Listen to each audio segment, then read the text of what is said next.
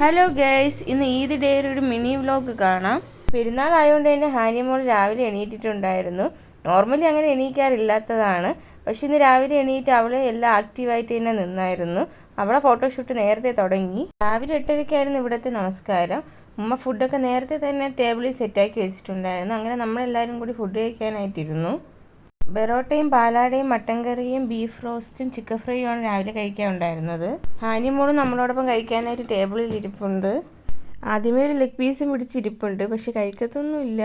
ചുമ്മാ ആക്ഷൻ കാണിക്കാൻ വേണ്ടിയാണ് ഇരിക്കുന്നത്. ടേബിളിലിരുന്ന് കഴിക്കില്ല എന്ന് മനസ്സിലായപ്പോൾ ഉമ്മ അവളെ എടുത്ത് ഊഞ്ഞാലി ഇരുത്തി. അവൾ ഇപ്പോഴും ഇവിടെ ഇരുന്നാണ് ഫുഡ് കഴിക്കാറുള്ളത്. പിന്നീട് ഞാൻ എണീറ്റപ്പോൾ കുറച്ച് ലേറ്റായി പോയിരുന്നു. പിന്നെ ഞാനും ഫുഡ് കഴിക്കാനായിട്ടിരുന്നു. ഫുഡൊക്കെ കഴിച്ച് കഴിഞ്ഞപ്പോൾ തന്നെ ഇക്ക വന്നിട്ടുണ്ടായിരുന്നു. അങ്ങനെ ഇക്കയെ കാത്ത് ഹാനിയത നിൽപ്പുണ്ട്. പ്രഗ്നൻസി ആയതുകൊണ്ട് തന്നെ ഞാൻ ഇപ്പോൾ എൻ്റെ വീട്ടിലാണ്.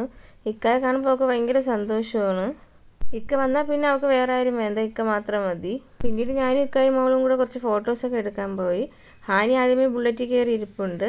അവൾക്ക് ട്രാവൽ ചെയ്യാനൊക്കെ ഭയങ്കര ഇഷ്ടമാണ്. അങ്ങനെ വാപ്പായെ സോപ്പിട്ടുകൊണ്ട് നിൽക്കുകയാണ്. പിന്നീട് ഹാനിയുടെ കുറച്ച് സിംഗിൾ പിക്ക് എടുക്കാനുള്ള ശ്രമത്തിലായിരുന്നു. അവളിങ്ങനെ ഒരിടത്ത് നിൽക്കുകയൊന്നുമില്ല, ഇങ്ങനെ ഓടി ഓടി നടക്കും.